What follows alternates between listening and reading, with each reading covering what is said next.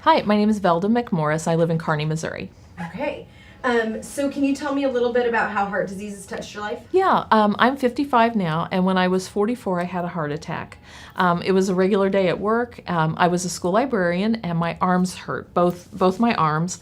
And I tried to tell myself it was because I was moving books or moving furniture. And I called my family practice doctor about noon and talked to the nurse, the triage nurse, and I said, I am having really serious arm pain. I'm a little concerned. And my mom has serious heart disease. And she said, you're way too young. And I said, you need to pull up my chart. I have high blood pressure and I'm really fat. And she's like, you're still too young. I'll make an appointment for you for Monday. And so I chewed some aspirin because I had seen the commercials. And then Saturday morning, my husband took me to the emergency room and I was having a heart attack. And so after that, I got serious about my health, dropped quite a bit of weight. Cardiac rehab changed my life. So I'm glad to hear that. I'm doing cardiac rehab 3 days a week right now, and yeah, changing something. Yeah. So how do you think your heart attack affected your husband and other people you love? It made them all more aware of their own health. My husband's been terrifically supportive. He supports me in Go Red activities and Women Heart activities. My kids are adults now, but they grew up through teenage years of having a mom. I was really okay to identify myself as a heart attack survivor or heart survivor. My kids are healthier now because of it. That's great. So this question, I kind of want to talk to you about it a little bit first. Okay. Just because I know that you're now also a breast cancer survivor. Yeah, I know. Yeah. And so it says the question is, considering that heart disease kills more women than cancer, why do you think we don't talk about heart disease more? But first, Thanks for prefacing that for me. Yeah. But one of the things I'd also like to ask you, if you don't mind, is it sounded like when you had your heart attack, you were very aware of your family history. Extremely. And very aware that heart disease could happen to you. Yes. Remind me, how old were you? I was 44. Okay, so if you'd have gone back to your 20-something self, and you would have had to guess whether heart disease would have happened to you or breast cancer would have happened. Because of my family history, it would have been heart disease. Both my grandfathers died in their 40s. My mom had bypass surgery at 53. But okay, then asking that, why in the world didn't I take better care of myself? Because I look back and I think I was a working mom, 2 kids, and I thought I didn't have time to take care of myself. We ate a whole lot. We ate healthy food, I thought, but it was like stopping by the grocery store and picking up Chinese takeout at Hy-Vee on my way home, because it was on my way home from work.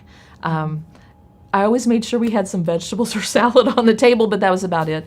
I didn't exercise because I was tired, and I didn't make that connection between exercising and having more energy. Mm-hmm. And then when I did cardiac rehab, that was huge. The cancer deal, that really blindsided me. My dad did die of lung cancer, but he had smoked since he was a kid. Sure. So that's kind of not even a risk. Thing. That's not even a risk factor. Is what my doctors. Yeah, the breast cancer just blew my socks off. Interesting. Yeah. That was just kind of so now I have. I was really curious.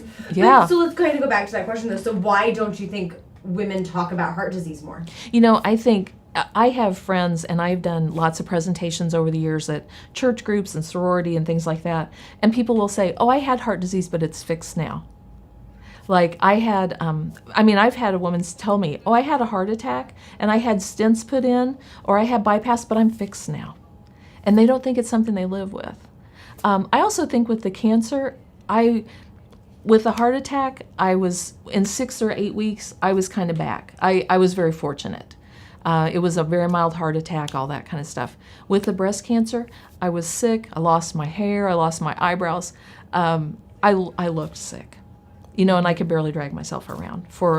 I had 18 weeks of treatments and then like another 8 weeks after that.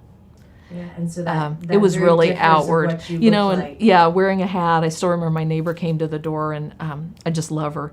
And she came to the door, and I was walking around my house bald, and I looked like a little fuzzy baby chicken, and she just burst into tears. And I was like, so I learned then, it's like, I don't care how hot I am, I kept a ball cap hanging on my doorknob so that if anybody came to the house, I could put my ball cap on. And I wore a wig to work, and but it was really obvious that I was sick. And with heart, it wasn't. People just noticed I lost weight. Mm-hmm. So. And that sounds like a good jumping off point to share your story, though. And so one of the other things we ask is, how do you share this truth with other women? How do you let them know that heart disease is the number one killer? I do talk. I talk all the time. It's like a weekend at the lake 2 years ago, one of my girlfriends was saying, I just feel really tired and my left arm hurts all the time. And I'm like, on the way home, I'm like giving her my cardiologist card in the car. As soon as we got cell signal, I'm like, you're calling her. And she did have cardiomyopathy, and she's in heart failure, but she's living healthy with it. I do presentations, churches, church groups, civic groups, things like that, as both an American Heart Association Red Dress Ambassador and also as a Women Heart Champion. And Laura has been nice enough that I have been able to kind of merge those. That's great. So, yeah. That's fantastic. And so after your heart attack, what were some of those changes that you made that brought on this kind of healthier lifestyle? I really started taking care of myself and putting myself first, and that was really hard because that felt selfish. As a mom with 2 teenage kids and working, it's really hard. But I just started getting up earlier and exercising, going to the gym. I'm like, okay, the salt shaker off the table, the fast food off. We do a lot of crock pot cooking, and I still do that. A lot of things, put healthy stuff in the crock pot, then dinner was ready when we got home. And hi, I'm Velda McMorris, and I go red for myself and other women. I want to uncover the truth about heart disease because I think it's really important that as women we learn how to take care of ourselves and put ourselves first. And my family is why I go red.